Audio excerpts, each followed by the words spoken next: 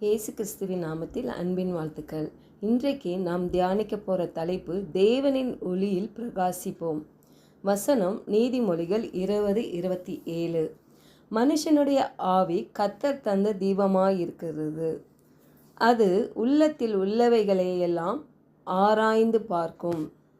ஆதியிலே தேவன் மனிதனுக்குள் ஊதிய அந்த ஆவி நாம் பார்ப்போம்.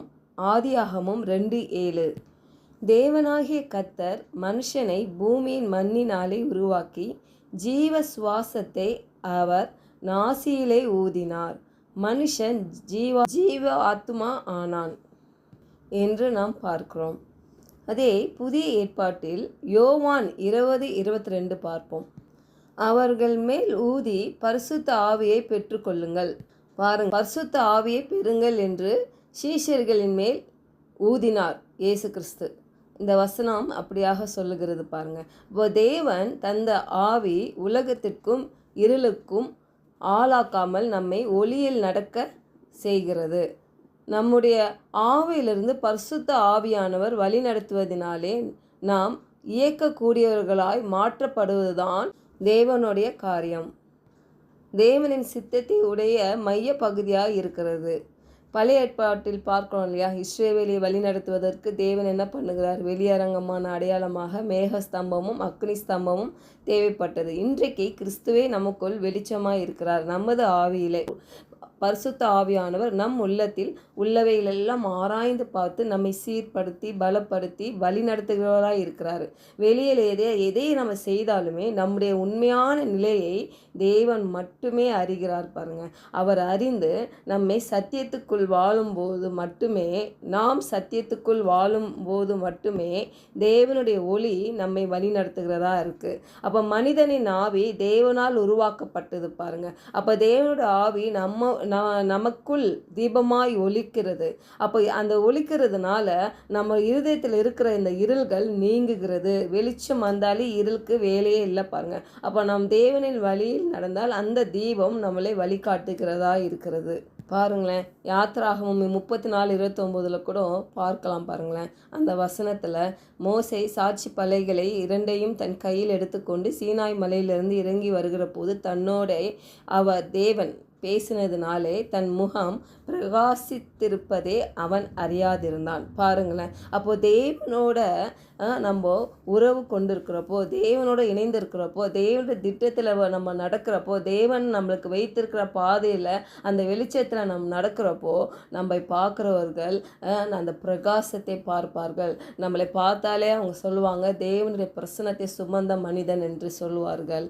அப்படியாக இது அன்றைக்கு மோசைக்கு தான் நடந்ததுன்னு கிடையாது. இன்றைக்கு புதிய ஏற்பாட்டில் புதிய உடன்படிக்கையில் இருக்கிற உங்களுக்கு எனக்கும் கூடவே நம்ம தேவனுடைய திட்டத்தில் தேவனுக்கு நம்ம விட்டு கொடுத்து நம்ம வாழ்வில் வாழ்வோமானால் நிச்சயமாக நம்ம வெளிச்சத்தின் பிள்ளைகளாக, ஒளியின் பிள்ளைகளாக அப்படியாக நம்ம வாழ முடியும். நம்மளை பார்க்க நம்ம அநேக பேர் முன்னாடி நம்ம சாட்சியாக வாழ முடியும். தேவனின் வெளிச்சத்துக்குள் வாழ்ந்தால் மட்டும்தான் நம்ம சத்தியத்தை என்ன பண்ண முடியும்? உணர முடியும், அதன்படி நடக்க முடியும் பாருங்க. இப்போ சத்தியம் அறிந்தால்தான் நம்ம வெளிச்சத்திலே நடக்க முடியும். அப்போது தேவனோட இணைந்திருக்கணும் எப்பொழுதுமே. அந்த வெளிச்சம் பாருங்க, நம்ம தேவ பரிசுத்த ஆவியான நம்ம இருதயத்தை ஆலயங்களை ஆராய்ந்து பார்க்கிறார் பாருங்க. நம்மை முழுமையாக அறிகிறாரு. தேவனுடைய ஆவி நம்முடைய மனதை ஆராய்ந்து பார்க்கிறதா இருக்குது. நாம் எதை மறைத்தாலும் அவர் அறிகிறார் பாருங்க. தேவனின் ஒளியில் நம் இருதயம் ரொம்ப தூய்மையாக இருக்க வேண்டும்.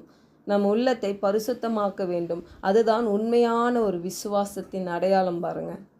இப்போ நம்ம தேவனின் வெளிச்சத்தில் தேவனின் ஒளியில் நடந்தால் இருள் நம்மை ஆட்கொள்ளாது.